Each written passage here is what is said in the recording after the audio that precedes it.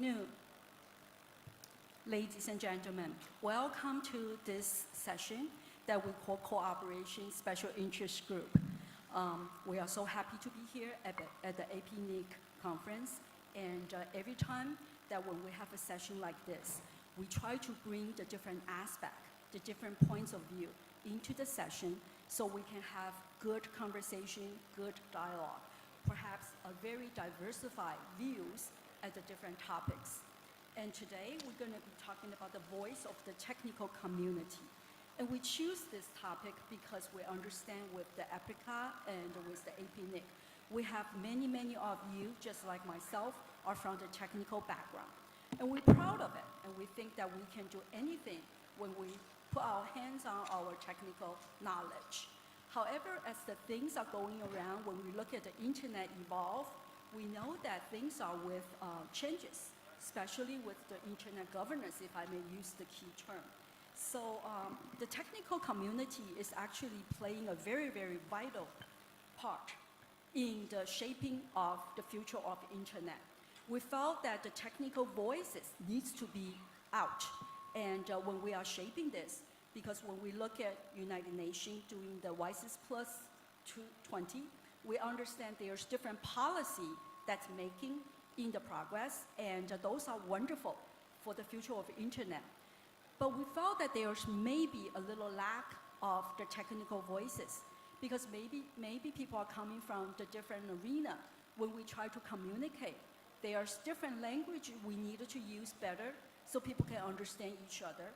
But we understand that the fundamental internet needs to be there, operate properly, so we have the operators here. We have the standard bodies needs to be involved, and we need many different perspectives, the views to be in this. So today I'm very happy to host this session as a Cooperation Special Interest Group. I'm also bringing you a very wonderful panelist to you so we can talk about from different aspects. And briefly, I'm just going to mention and share with you the speakers that we have 3 here on the stage and 2 remote.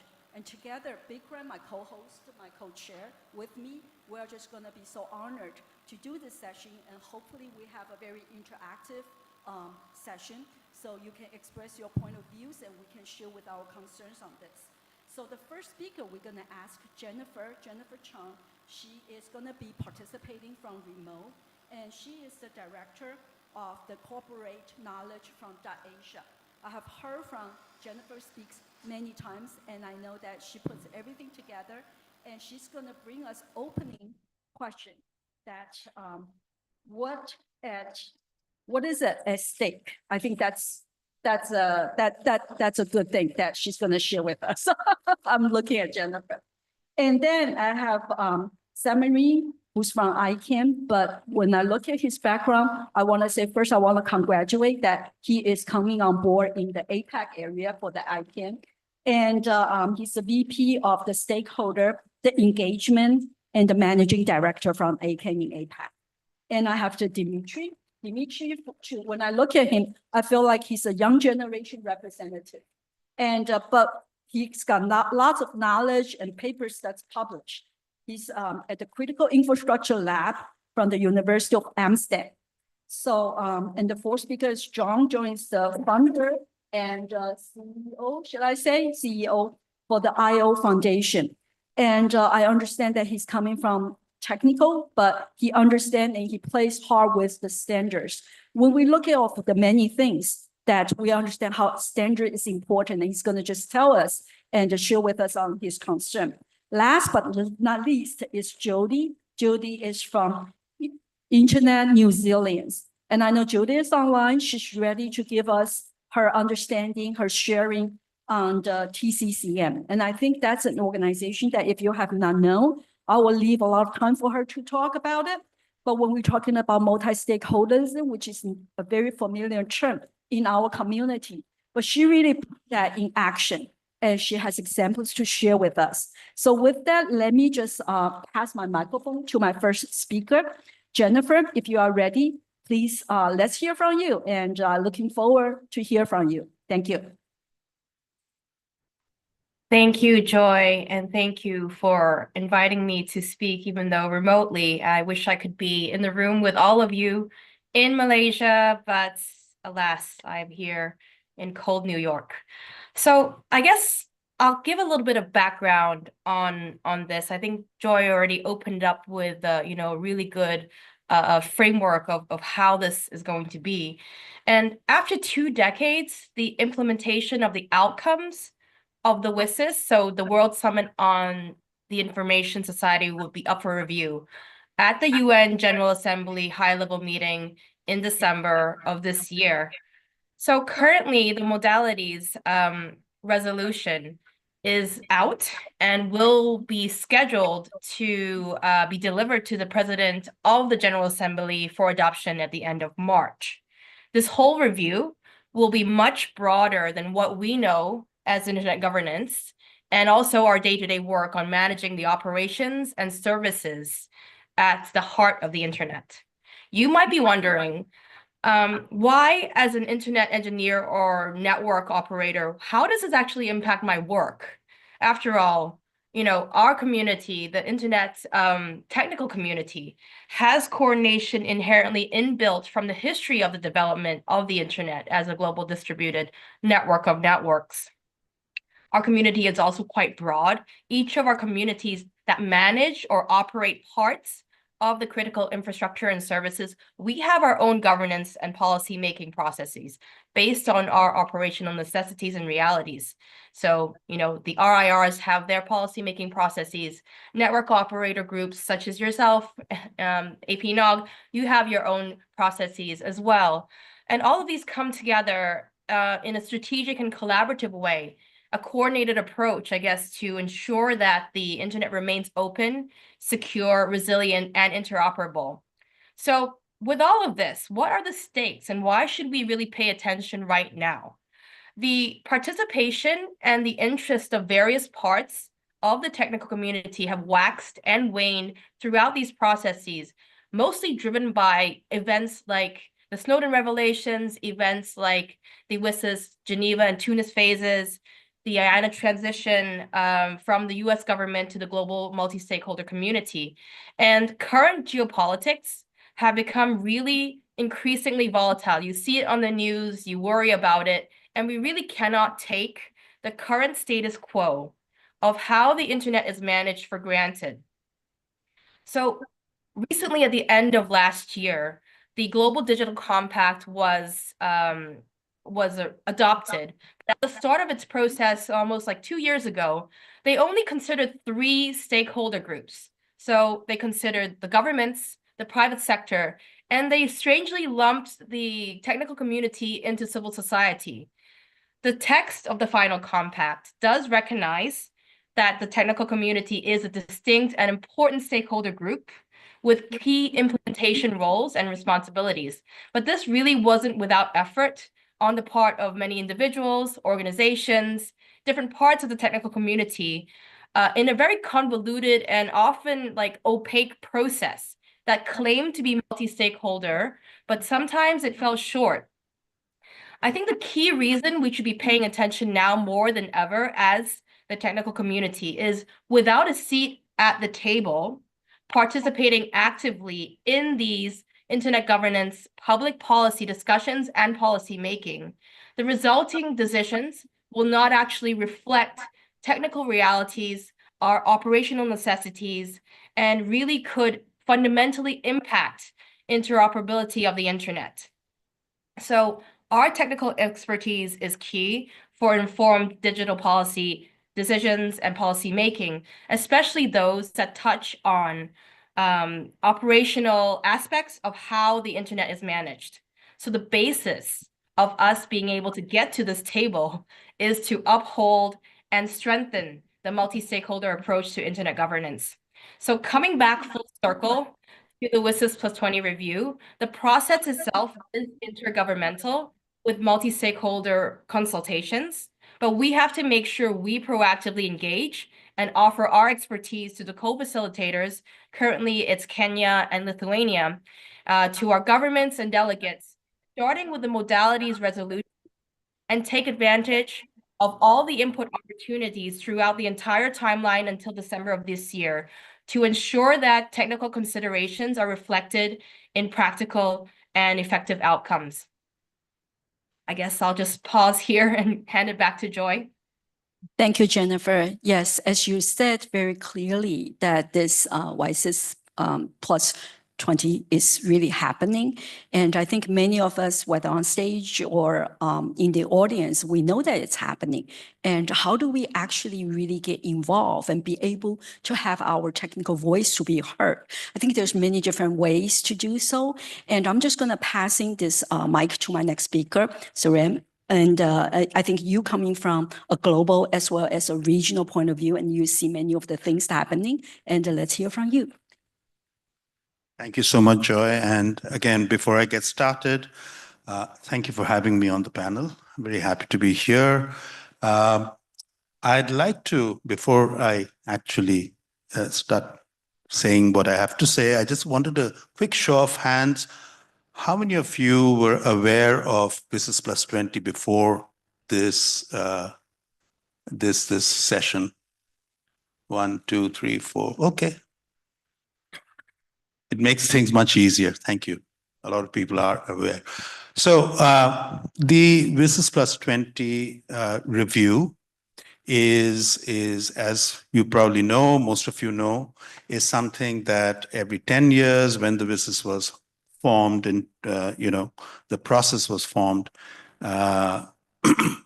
every 10 years there's a review process, and we are approaching the next review process, and this is the year that we have.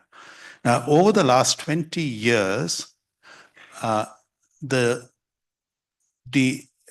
internet penetration has changed. I mean, it has increased a great deal, but also how we use the internet and what the internet contributes to our economy and to our society has also changed significantly. And if you were in Alexis's opening remarks today in the keynote, and she was talking about let's make networking cool again. One of the statements she made, and it was quite thought-provoking, she said that, look, the previous generation has made it so easy for everybody to be online that it's no longer fun or cool to be a network engineer. But that's exactly one of the challenges we have. So why is ICANN invested in WISES plus 20? It's because people don't realize what the technical community's role is. And we've kind of made it a point to stay alert, stay engaged. And I think we have a reverb over here. To stay engaged so that, we can keep governments informed what the technical community does and what is it that ICANN does and other technical organizations. So, what are your questions are the importance of ensuring the technical expertise informs both regional and global discussions. But that's exactly, again, picking up from what Jennifer mentioned. These conversations need to happen within countries. It needs to happen in the region and, of course, internationally, because the internet is universal to all nations who are on the same network, and policymaking needs to be coordinated over there. So I can keep talking about what we've done so far and how we've contributed, but I'm just holding back now. We can talk more later. Thank you.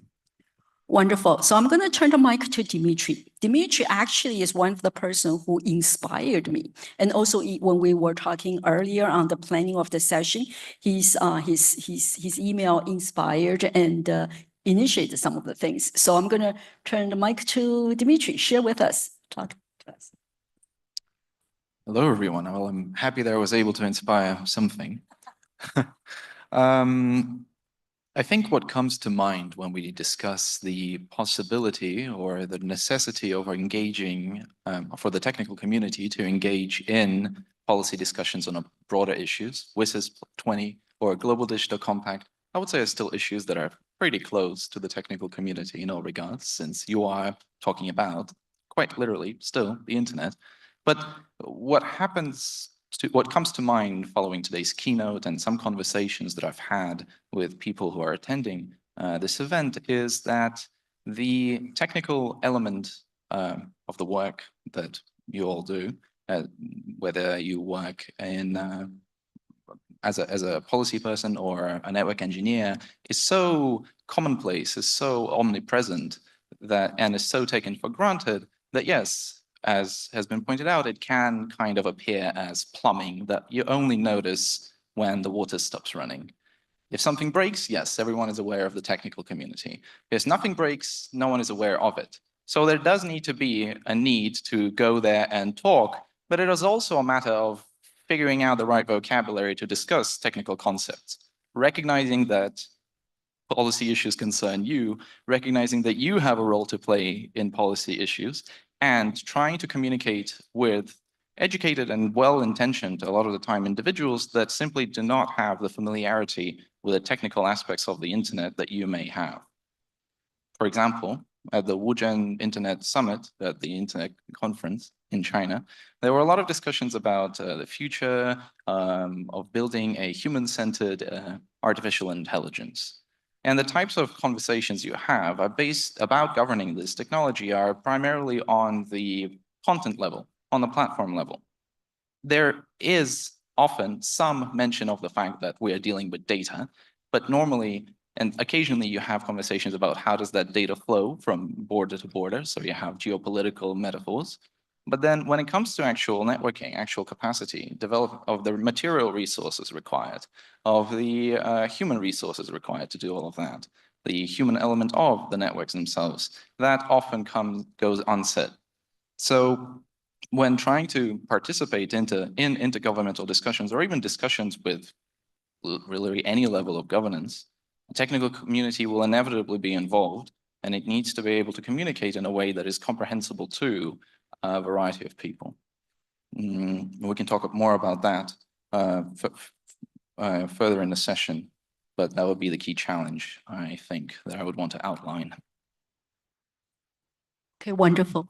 And Joan, I'm gonna pass the mic to you. That you are from the standard. You're representing the technical standards in many different ways, and the IO Foundation that you fund. So maybe you can share with us, because when we are talking about the technical, we are in the technical community. We understand what we are talking with each other.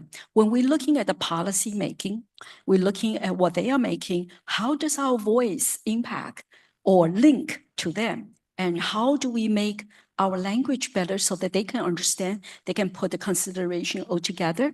Maybe you can share with us on that more. Thank you. Sure, thank you. A couple of things before I go into answer that, or address that question. First, thanks for having me. Second, the question that you posed to the audience, Samira, and I was just wondering, there's about roughly 1/3 of occupation in the room. Almost everyone raised their hand knowing. My question was, how many of the people outside of the room don't actually have an answer to that question? Because we should basically be talking to them. Not that I want to, minimize the fact that you are in the room. I'm only saying we're probably just preaching to the convert already. So when it comes to technical standards and standard developing organizations, SDOs, I tend to look at what happens in WSIS plus 20 processes and so forth in the following way. So if you think about the OSI model, everyone in this room is going to be familiar with the 7 layers you have over there. And there's been these conversations in the past years as to the extra layers that go on top of that, such as layer 8, representing the user, layer 9, representing organizations, layer 10, representing governments. I tend to say that there's an 11th layer, which is supranational organizations. And the interesting look at that is that when it comes to enforcement, it's going to come top-bottom from those supranational organizations all the way down to the user. But it's not always the case that you have a bottom-top representational system. So you get to elect sometimes your representatives in government who may influence policy for technology, it's not necessarily the case that you're going to have the same effect when it comes to supranational organizations. There will be delegations from your state members, trying to do that on your behalf. And it feels that when it comes to these organizations that I tend to call policy developing organizations, PDOs, there seems to be a bystander effect from the technical community. Someone else will take care of this. Someone falls in the middle of the street and, I am just looking, probably taking my phone to record what's going so I can get some views on TikTok. But someone else will pay attention to this. Someone else will take the step. And in reality, that only works so far. Someone actually will have to do it. And I like to think about my training back in the days as on CPR. And not that I'm trying to get people legally liable, but back in Spain, the rule was if you learn CPR and someone has an accident in front of you, you are legally bound to actually go and support them. If you don't do that and someone learns that you should have done it, you actually end up in jail yourself. But the interesting part of that training is that it does create a certain sense of responsibility on the person who's trained on CPR to go and try to do something. So the question that I always ask myself is, how do we get to train our own engineers to have a certain sense of responsibility, to figure out ways to overcome the difficulties in terms of language, economic cost, time investment, and so forth, to be able to go over there? And there's two reasons for me to do so. The first one, whatever this layer 11 and 10, sometimes 9, whatever they will decide will fall upon you. That's one thing. You're going to inherit it. This is exactly the same argument that I gave to engineers as to why they should engage in SDOs themselves. The technology that is issued by those organizations will fall upon you. You will have to adopt it. It's the same when it comes to policy making. Whatever they decide will fall upon you. And the second and most important thing to me, if you're not in the room, someone else is going to be there. Don't be so sure that they're going to have the best of intentions. So when it comes to SDOs, you want to keep an eye as to what are the new proposals from a technology perspective. When it comes to policies that you will have to comply with, you may also want to have an eye as to what is it's happening over there and how it's going to be affecting the way we develop or are allowed to develop technology. Let's remember that sometimes these places come up with ideas that are quite antagonistic with the concepts that we have on movement of information, et cetera, et cetera. And I think that's going to be a good starting point for the rest of the conversation. Thank you. Wonderful, Joe. When both you guys were asking questions from within the room, and like you said, we like to know what's outside of the room. What do they think about it? But I think what's happening good that today is that what we are talking about is videotaped, it's sharing online. People can always come back to see it. So the influence going on. And I think that what we are trying to do here is on today's session is really trying to seek the balance, because technical community will certainly hold certain beliefs. And the policy making, I think that they are trying to make the internet better, make it lasting, shaping, as well as like what we do. It's really that how do we really mix the two together, be able to talk in the same language if we can understand each other, so we can make sure that we bring these technical concerns into the policy making when they are doing all these considerations and the evaluation. So I think gather from the speakers, I like to ask one question. Perhaps this is more directly to Dimitri and Jennifer. Then we said that how do we, technical community, be able to bring these concerns or the arguments to the other side? I'm just going to very roughly to say that they are the high level politic or policy discussions. How do we bring this together so that they understand, or we can feed them into some of the things that they can consider? Maybe you want to give us some sense what you think? Dimitri or Jennifer, who wants to go first? I'm sorry. Oh, I'm sorry. I think I am just so excited about this topic, and I forgot to ask one of our favorite, Jody. Jody, my speaker. She's from Internet New Zealand, and the last one I was meeting her, I understand she's doing a wonderful thing called TCCN, the Technical Community Coalition for the Multi-Stakeholderism. So let me withhold that question a little bit and pass the microphone to Jody. Thank you, Judy, for apologizing for the sequence. Thanks, Joy. It's really great to be here, and no problems. I know that when we're virtual, it's hard to remember that we're there because our faces aren't there. But it's wonderful to be on this panel, and thank you so much for having me. I'm beaming in from the evening in New Zealand. It's been wonderful to hear from the other panelists.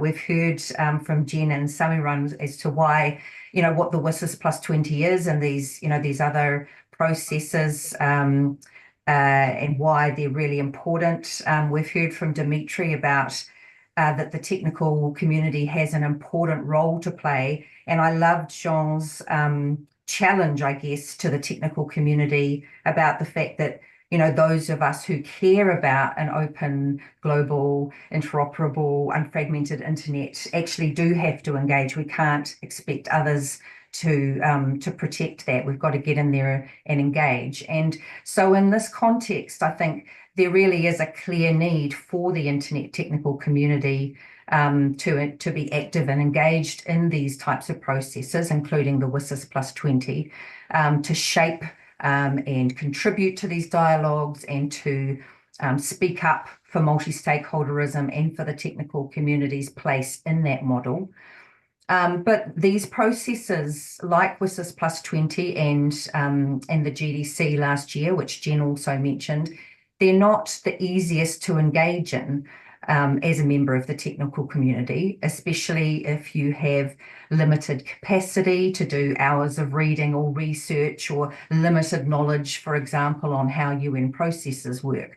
So it's really key to find a practical way to engage. It's key to find that way that your way in to these processes. And I'm going to tell you today a bit on this panel about the coalition, the TCCM, that might be one way for some of you to do that.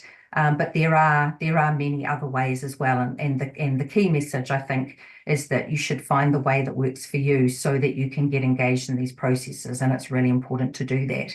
As for the TCCM, this came about over the past sort of year and a half as the global internet community started talking more and more about the GDC and WSIS and the threats or the concerns that were being raised in regard to those processes.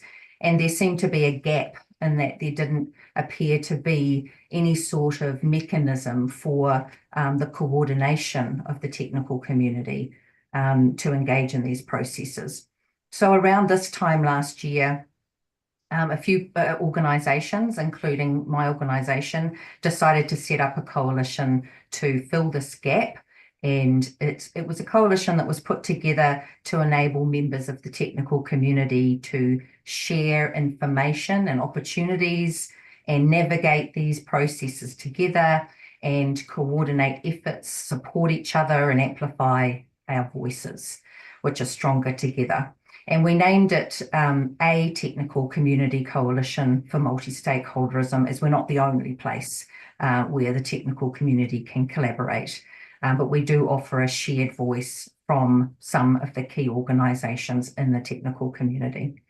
So our overarching goal of the TCCM is to evolve and strengthen multi-stakeholder internet governance. And you can read our statement of purpose on our website if you want to go and have a little look. It's tccm.global. That's two C's, one T, two C's, M.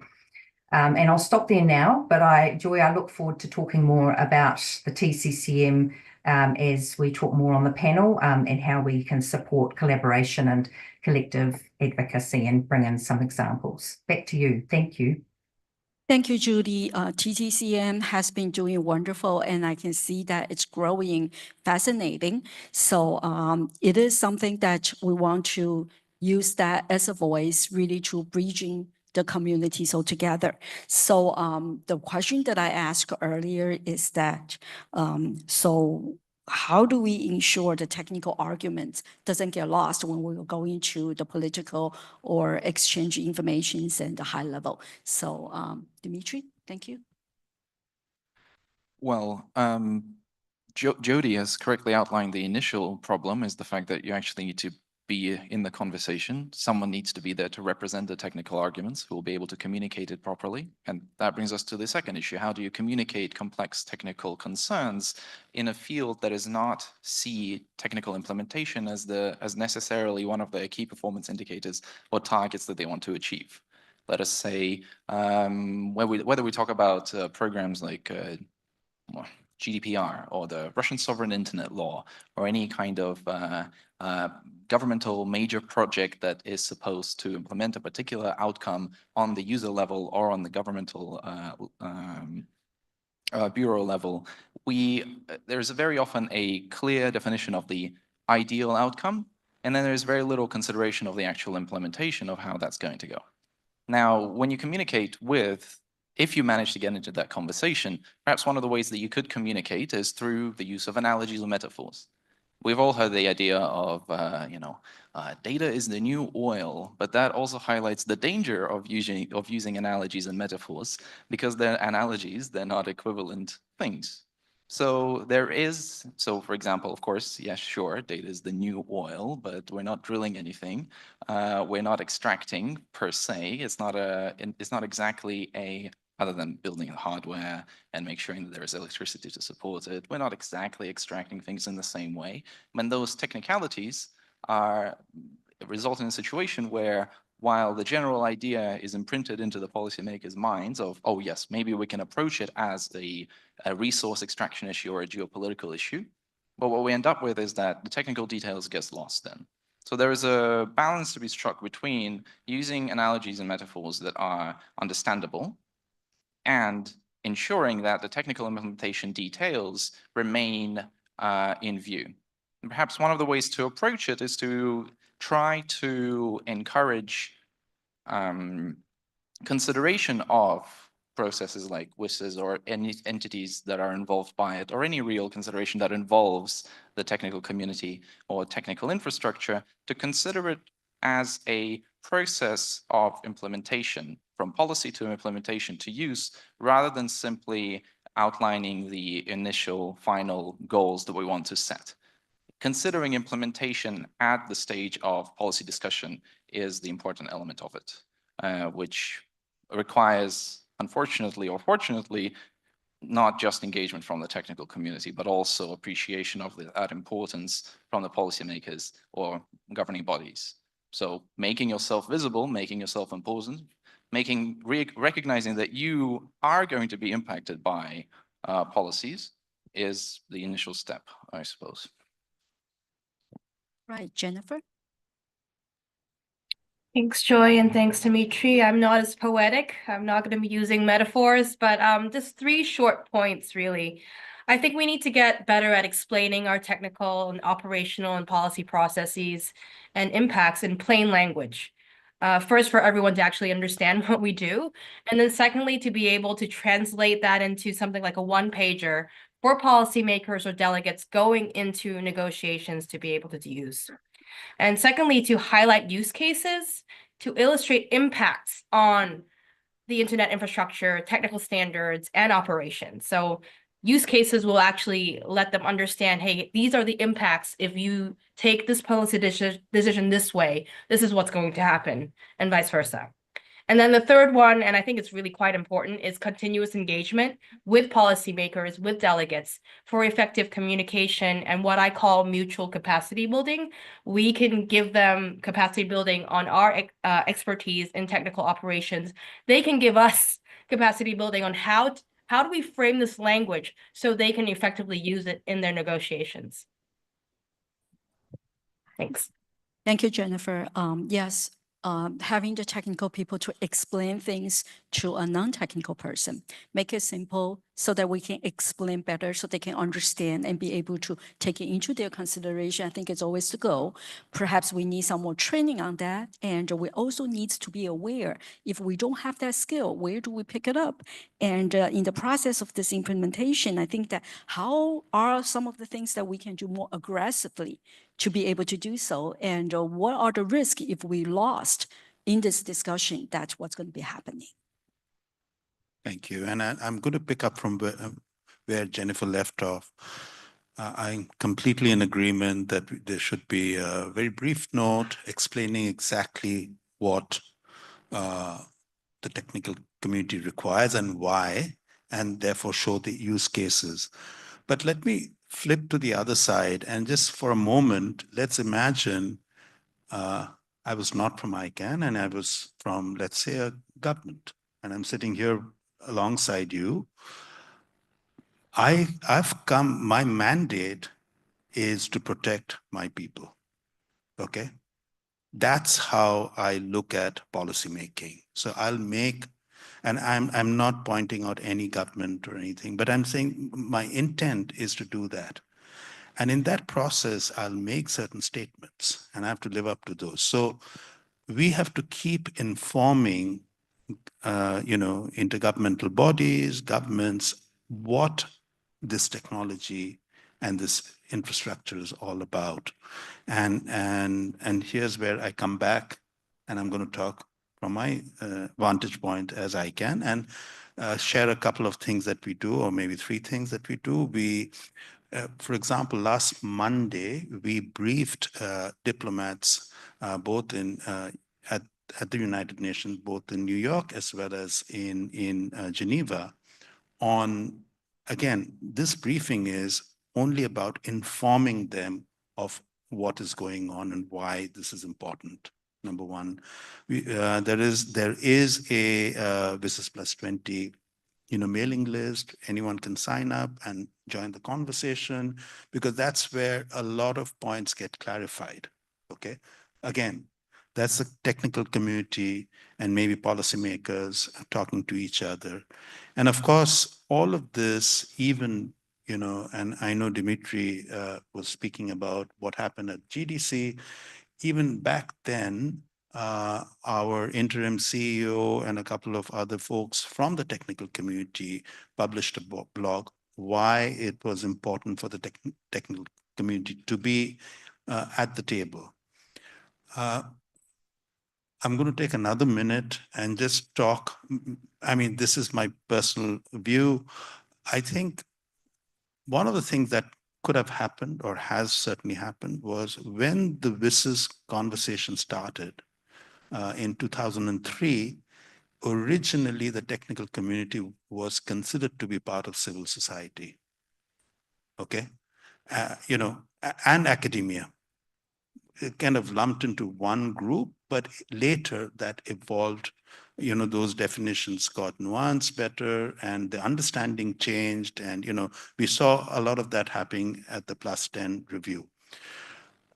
A lot of those references keep coming back from the original documents. Okay, things have changed, but they keep kind of resurfacing. So we need to remain vigilant and just stay engaged. And to Jennifer's point, be very precise exactly what we're talking about, and give them use case examples. Thank you.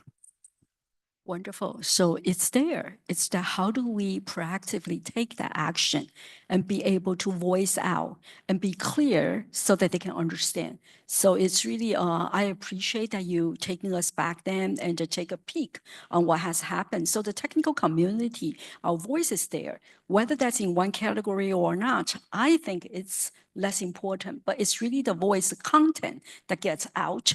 And Joan, what's your point on this? So I wanted to follow up a little bit on what Alexei was mentioning. Sorry, Dimitri. Excuse me, man.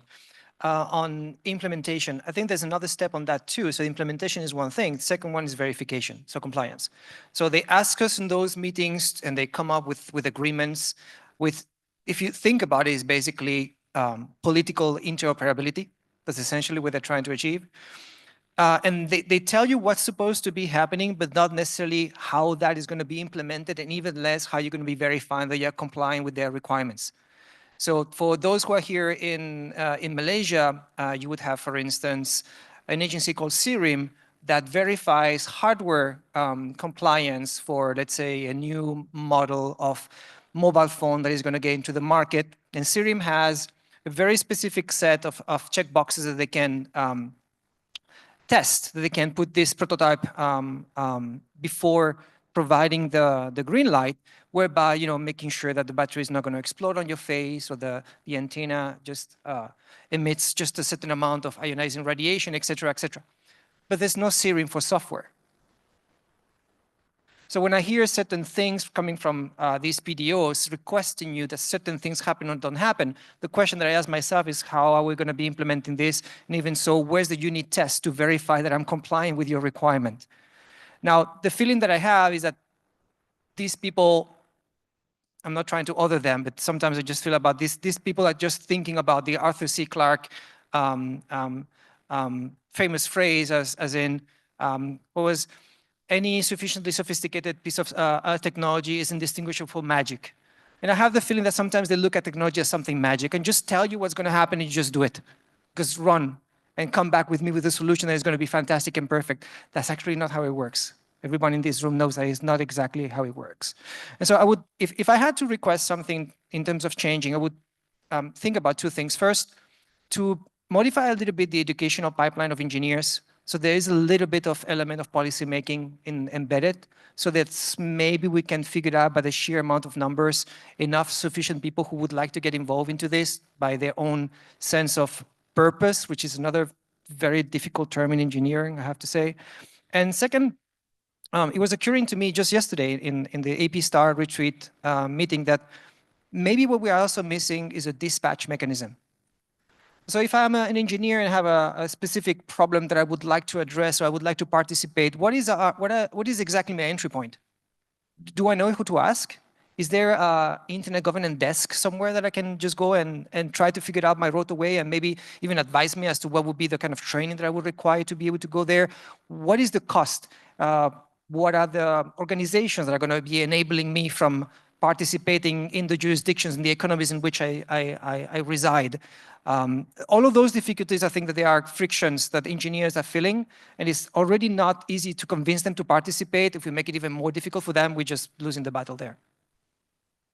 Wow, you are tough.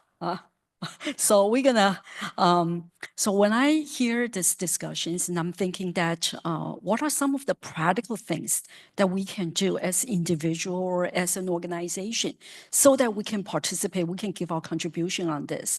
Now, Julie, I know that you mentioned about TCCM, which obviously it's a force, it's a power, it's something that gets people together and be able to really moving forward on this correlation. So perhaps this is a good time to share more about this, and I ask Marie also, maybe you can feedback on a little bit. But Julie, can you go first? Thank you. Thanks, Joy. Yeah, I just want to remind everybody of the context, which a few of the panelists have brought up, but a process like WSIS plus 20, it's a UN process, it's a multilateral process, so governments will be negotiating the outcome. So the ways the ways in to contribute to a process like WSIS plus 20 is, you either go through your government, you either get on the government delegation, which is, potentially possible, or you develop a relationship with your government, you feed into the government as they're developing their positions, you help them understand the issues like other of our panelists have talked about, you help them form up positions that take into account the knowledge and the needs of the technical community. So you either go in through governments by influencing governments, or you engage directly into the process, and we're hopeful that there will be a way to engage directly into WSIS as a multi-stakeholder. We're hoping it'll be better than the GDC process, which was pretty substandard. But so you either go in through governments or you engage directly in the process. But again, as I mentioned earlier, these processes are difficult and time-consuming to navigate. How do you get the relevant documents? How do you get the latest draft? How do you know when the opportunities to contribute are, and how to sign up to that, and what that process looks like? And how do you develop your capacity to understand what the issues are and what your position on them, could be, so that you can have those conversations with your government, or so that you can figure out what to say in those multi-stakeholder input processes. And it's difficult and time-consuming, to have impact individually, potentially. How do you have greater impact? And so the answer to your question, I think the short answer to your question, Joy, is that it's really important to find your friends. You need to look for opportunities for collaboration and for collective advocacy. And TCCM is an example of this, but it's not the only example. There's lots of opportunities, different opportunities out there. I'm sure Samaran's going to talk about the ICANN WSIS +20 mailing list, for example, which is an excellent example of information sharing. But in the TCCM, we engage, we do all these things that I'm talking about, these to practically help people engage by sharing information and opportunities with each other via our coalition mailing list. So, for example, telling each other when a negotiating document is out and sharing a copy of it, or telling each other about the opportunity to input to the process. We meet on Zoom, sometimes in person, to share views and develop positions. For example, we're meeting this week to discuss an issue that's likely to come up in the WSIS negotiations, so we can start to develop a position on it.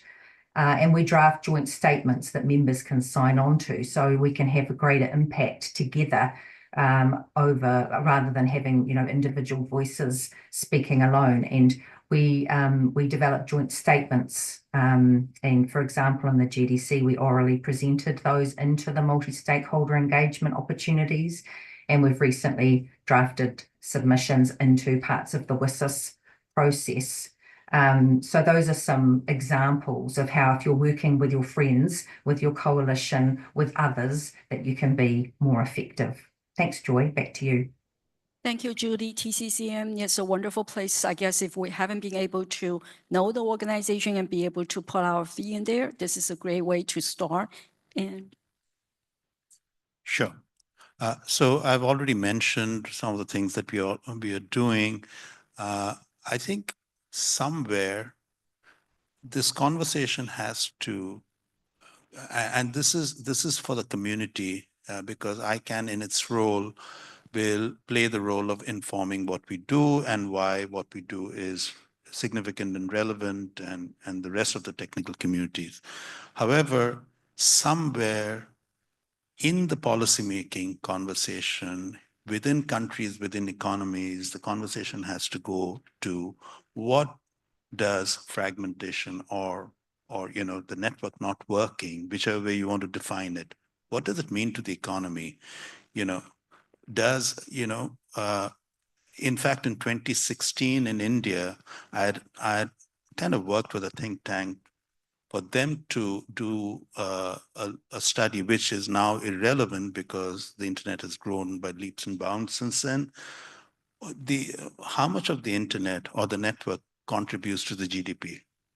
Okay, now that's the kind of understanding I think everyone needs to have. It's just not for government, it's also for the technical community, for us to know, what is the value of the work we do. And that is the conversation. Some of it may or may not happen at ICANN, but certainly there are other forums where this conversation could also take place.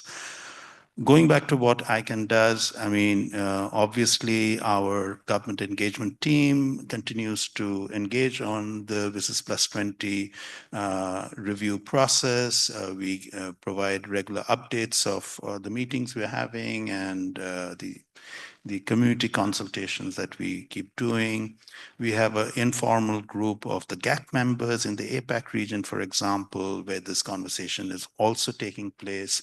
So we are doing whatever is within our remit. And I think what I'm also saying is some of this conversation falls outside of ICANN's remit, and there are other organizations that need to come up and pick it up. wonderful. This is definitely not a solo thing. Everybody needs to work together and really contribute and make the thing happen.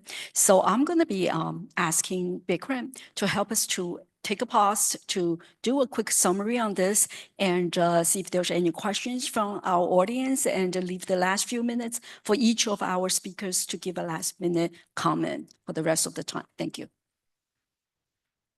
Thank you, Chair. It's almost,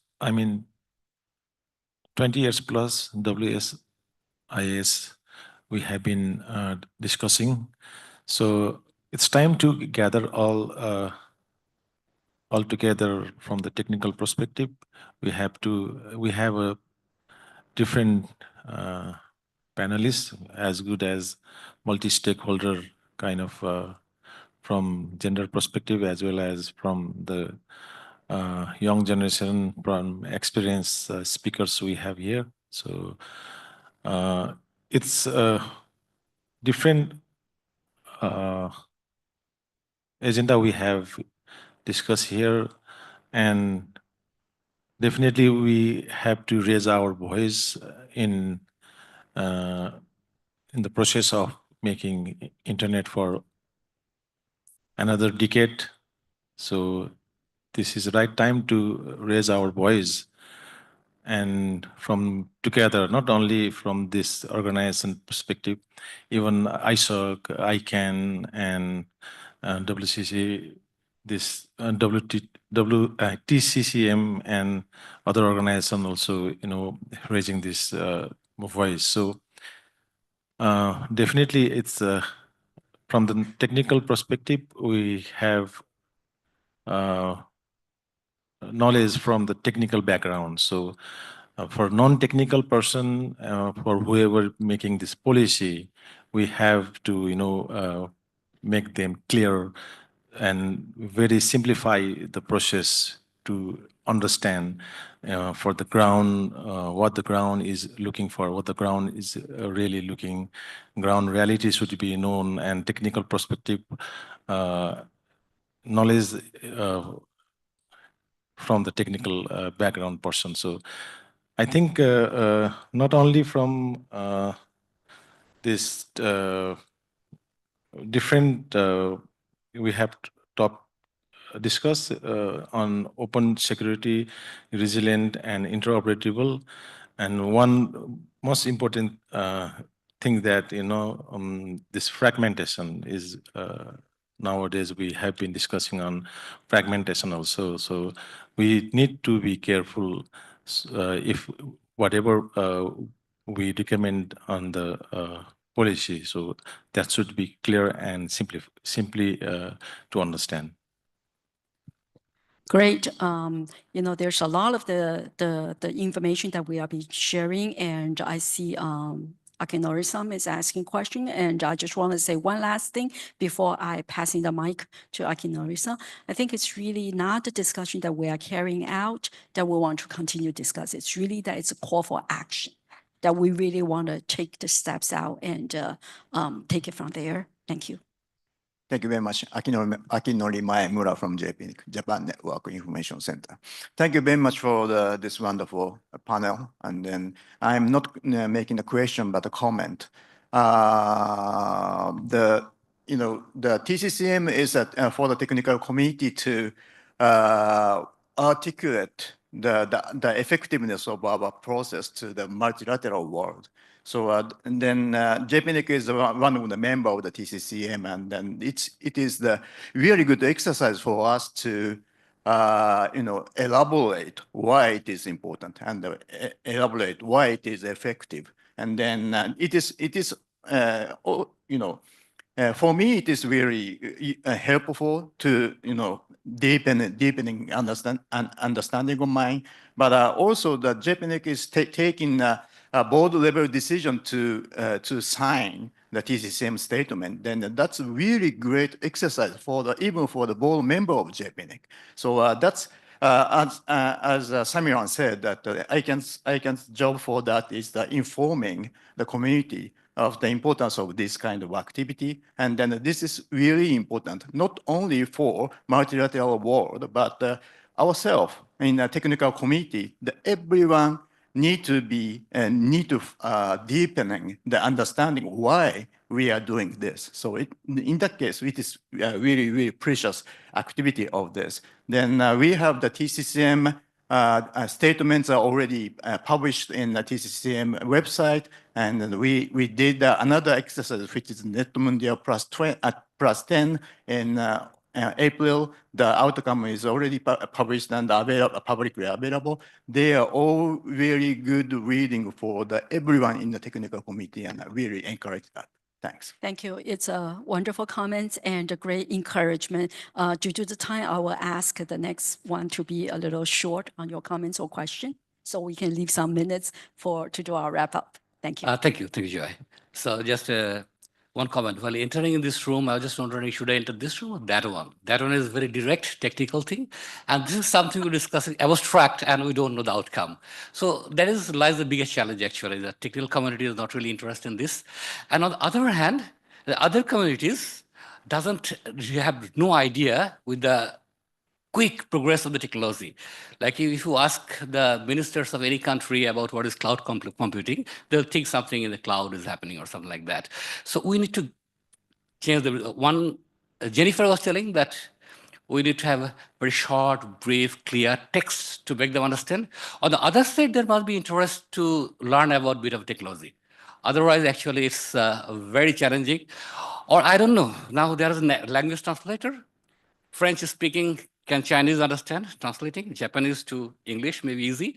So technical community, other community, I don't know whether we can write some translator or something. I don't see any solution to that. And last comment about the panel, I see a lot of J, Jody, Jennifer, Joy, Jean. So probably the name with J have more to do with this thing. We find more people with name starting with J. Thank you. Thank you. I'm sorry, I needed to make sure that all my speakers will be able to have the last minute wrap up. So may I pause that and have Jennifer, can you please start with your last minutes of comment? Thank you. Oh, thank you, Joy. I'm happy to cede my time if there is actually questions they wanted to ask, but I'll keep it very short. So if there is any more time left for more questions, I'm happy to take it. I guess my final takeaway is, at the end of the day, WSIS plus 20 is rooted in multilateral UN framework. The final decision sits with the General Assembly. But the governance of the internet must remain multi-stakeholder. The management of the critical infrastructure rely on the technical community's expertise and processes. So how do we bridge this gap of multi-stakeholder process within a multilateral space? This means we really need to proactively engage to ensure that technical considerations are reflected in real, effective outcomes. I'll be very quick, and I'm jealous of all the J's that I don't come with a J, but nonetheless, you know. So you asked for. So what are the marching orders? Like, what are the tasks that we need to do? One of the important things that we should be looking to achieve is make this whole process. It should not be. We should not have to do this every 10 years. WSIS plus 20, and then it'll become WSIS plus 30, and so on and so forth. And WSIS/IGF should find a permanent home within the multilateral system, so that this existential threat that we and the challenge that we deal with every 10 years is kind of curbed at one level. And of course, for the community, stay informed, be involved, as Jody mentioned, wherever there are opportunities to participate in public consultations and comments, the community needs to speak up. Thank you. Thank you. A quick one. Well, when it comes to the challenges of communication, I think the most important thing is to recognize that the people you're communicating with do have their priorities. And if you want them to consider your priorities, you also need to recognize that they have their goals. Yes, John. Yes, very quickly, I'm going to pick up on what the last person on the microphone. So in terms of we have to find ways, this is a call for the community basically, to minimize onboarding costs and onboarding difficulties. So when you are in ICANN, any process in the PDP is going to be about 4, 5, 6 years If you want to catch up at the last 6 months and try to contribute, is you have a lot of history to catch up, and that's one of the frictions. Same goes for RFCs that can take 5-6 years as well to get published. In this case, YSIS plus 20, we're talking about easily 25 years of history to understand exactly where they come from, what precipitated YSIS, where they're going, what has been the consequences and ramifications of different, all of that. Please, technical community, we have tools to be able to summarize that and to create easy ways to onboard and to provide the information so people can easily get involved into the process. And I will actually request for that to happen. If you want to discuss, I'm more than happy to have a chat on that. Thanks. Thank you, John. And Judy, your last word.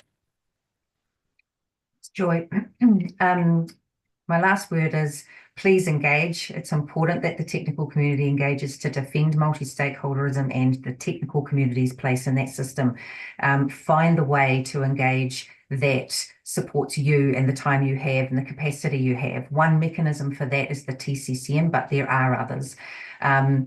If you want to know more about the TCCM and think about joining us, you can talk to somebody at Apricot who's a member. We've got Joy on the stage. I saw Akinori, my friend Akinori in the audience. There's Joyce from APNIC in the audience.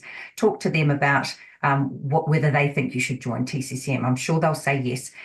Or you can go to our website and contact us through the form there. Thank you very much for having me. Joy, back to you. Thank you, Judy. And with that, I'd like to make a closing to let everybody be aware. I think it's a session that's called for action. And I think we all agree with every speaker who has shared. And with that, thank you very, very much for this wonderful cooperation special interest group. Thank you for my wonderful speakers. Thank you.